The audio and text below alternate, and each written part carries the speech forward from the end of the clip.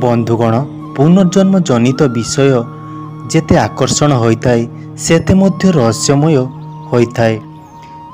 तमे जदि काहाकु तार पूर्वजन्म विषय पचारि थाओ से कही थाए जे मोर किछि मने नाही, किंतु हिंदू धर्म शास्त्र रे यार उत्तर विस्तार भाव में वर्णना करा जाई अछि। आमको कहीं पुनर्जन्मर कथा मने पड़ा नहीं यह जानिबा एई वीडियो माध्यम रे। नमस्कार दर्शक बंधु, मु सुमन आपण को पुणी थरे आम चैनल को स्वागत जनाउछि। बंधुगण, पुनर्जन्मर अर्थात पुणी थरे जन्म नेबा किंबा शरीर को पुणी थरे प्राप्त करिबा। हिंदू परंपरा अनुसार मृत स्वरूप आत्मा किंबा शरीर होई न थाए। पुनर्जन्म हेउछि मनीषर पूर्व जन्मर अवधारण कर्मर सिद्धांतर ही आधारित होई थाए एवं जन्म एवं मृत्युर चक्र सर्वदा चालू थाए जे पर्यंत आत्मा परात्मा सहित मिलन होई न थाए से पर्यंत एही कर्म चालू थाए। जेते मनीष पृथ्वी पृष्ठरे जन्म नहीं थाए ताकू पूर्वजन्मर कथा किछि मने न थाए। पूर्वजन्मर कथा आमको काहेकि मने न थाए ता आमको गरुड़ पुराण रे प्रेतकाल अध्याय मिली थाए, जेउठारे गर्भधारण ताकू शिशुर 9 मास पर्यंत यात्रार वर्णना मिली थाए। एही अध्याय अनेक गुड़िक प्रश्नर उत्तर समाहित अछि, जेमिति कि शिशु गर्भरे केमिति अनुभव करिथाए आउ तार मनरे कौन कौन चिंता करिथाए। सेठारे से पूर्व जन्म कथा मने पकाई थाए आउ बयस समाप्त हेबा परे से शरीर को परित्याग करी से सुनिश्चित करिथाए जे से अन्य एक जनिरे जन्म ग्रहण करि सारिछि।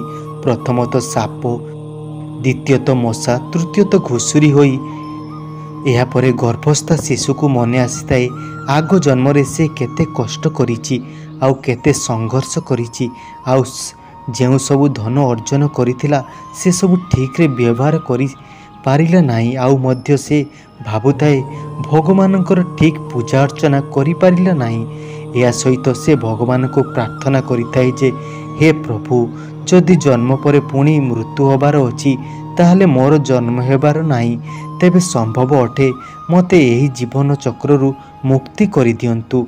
आहुरी मध्य पुराण रे कुआ जाइछि भगवान विष्णु गरुड़ को कहिसंती मातार गर्भरे बढ़ुथबा शिशु ईश्वर को कहिथाए जे मु एही गर्भरु अलग हेबाकू चाहू नाही, कारण बाहर जेउ सांसारिक कर्म अछि जाकी मते बाध्य होई पाप कर्म करिबाकू पड़िथाए। मातार गर्भरे समग्र 9 मास शिशु एही प्रार्थना करिथाए, किंतु एही 6 मास समय पूर्ण हेतु शिशुर मस्तक तळ आड़कू एवं गड़ ऊपर आड़कू होइता।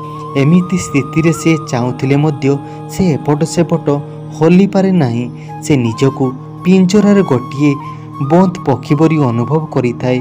या परे ता आखपाखरे अपरिष्कार को देखी भगवान को प्रार्थना करिथाए जे आउ कहिथाए, हे भगवान, आपण मते केबे बाहर को बाहर करिबे।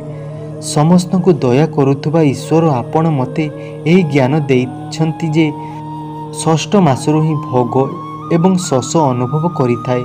भोग एवं शोष लागुथिबारु से गर्भरे बेहोश होई जाए। गरुड़ पुराण अनुसार मातार गर्भरु शिशु जेतेबेले बाहर को आसीथाए ताकू कौनसी कथार ज्ञान रही न थाए। यही कारणरू जन्म हेबा समय रे शिशु कांदी थाए। सेही समय रे भगवान विष्णु पक्षीराज गरुड़ को कहिथांती एहा कारण अटे गर्भरे थिला बेले जीव आत्मा जेतिकी चिंता करिथाए मनुष्य जन्म हेबा परे सेहीपरि बालक, युवक अवस्था एवं वृद्ध अवस्था होइथाए। गर्भरु चिंता कर जाइथिबा कथा सांसारिक कारण जोगु स्मरणीय होई जाई थाए। एही कारणरू आपण को पूर्वजन्मर कौनसी कथा मने रही न थाए। बंधुगण, आपण को ए वीडियो केमिति लागिला? जदि आपण को ए वीडियो भलो लागि थाए वीडियो टी लाइक एवं चैनल को सब्सक्राइब करंतु।